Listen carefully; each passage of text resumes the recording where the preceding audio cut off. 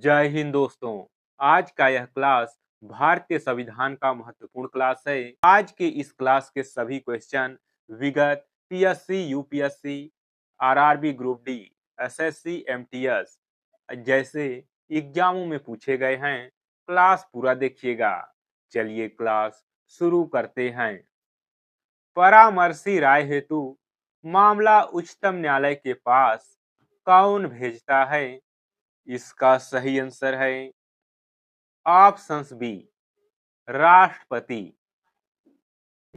एकल हस्तांतरणीय मतदान पद्धति में मतदाता कितने उम्मीदवारों को वरीयता दे सकता है? इसका सही आंसर है ऑप्शन सी, सभी उम्मीदवारों को। भारत के प्रथम गैर राजनीतिक राष्ट्रपति कौन थे? इसका सही आंसर है options B, doctor APJ Abdul Kalam. Doctor APJ Abdul Kalam Bharat के 11वें राष्ट्रपति थे। इनका कार्यकाल 2002 से 2007 तक रहा। वे एक प्रसिद्ध वैज्ञानिक थे और किसी राजनीतिक दल से नहीं जुड़े थे। उन्हें मिसाइल मैन के नाम से भी जाना जाता है। डॉक्टर एपीजे अब्दुल कलाम को मिसाइल मैन के नाम से जाना जाता है और वे भारत के एक प्रसिद्ध वैज्ञानिक थे।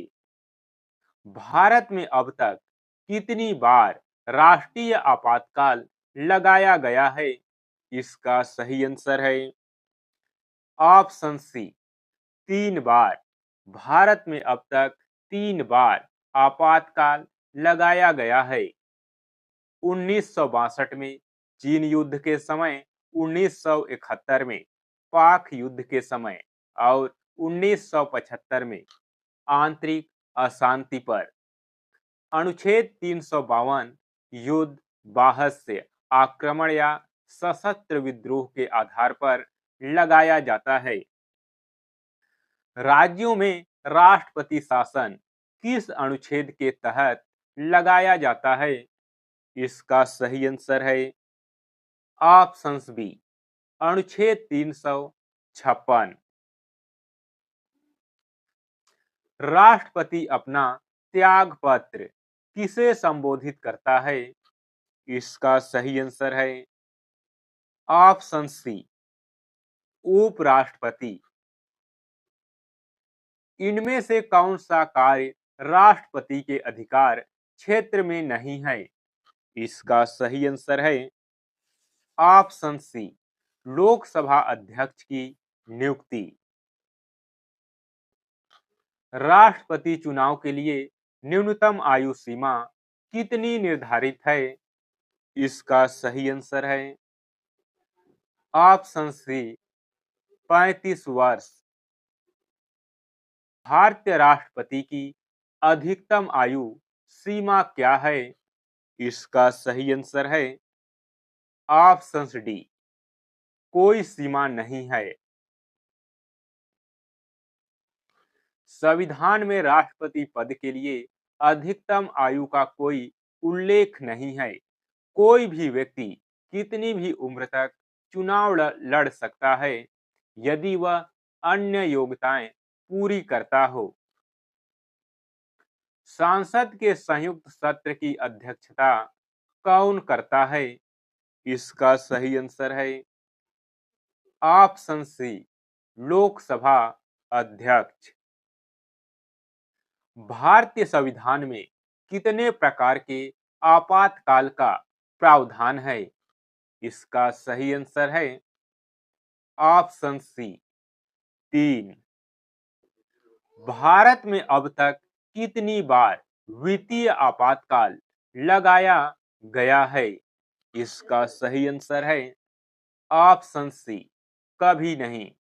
भारत में अब तक वित्तीय आपातकाल नहीं लगाया गया है। वित्तीय आपातकाल किस अनुच्छेद के अंतर्गत आता है? इसका सही आंसर है ऑप्शन सी, 360। एक व्यक्ति राष्ट्रपति पद के लिए कितनी बार पुनः निर्वाचित हो सकता है? इसका सही आंसर है ऑप्शन सी, असीमित बार। कितनी भी बार एक व्यक्ति राष्ट्रपति के लिए चुनाव लड़ सकता है? राष्ट्रपति द्वारा जारी अध्यादेश की संसद के पुनः सत्र शुरू होने पर अधिकतम अवधि क्या है? इसका सही आंसर है ऑप्शन बी, 6 सप्ताह। उपराष्ट्रपति का चुनाव किसके द्वारा किया जाता है? इसका सही आंसर है ऑप्शन बी, संसद के दोनों सदनों के सदस्यों द्वारा। उपराष्ट्रपति चुनाव से संबंधित विवादों का निपटारा कौन करता है? इसका सही आंसर है ऑप्शन सी, उच्चतम न्यायालय। राष्ट्रपति पर महाभियोग की प्रक्रिया कहां शुरू की जाती है? इसका सही आंसर है ऑप्शन सी, संसद के किसी भी सदन में।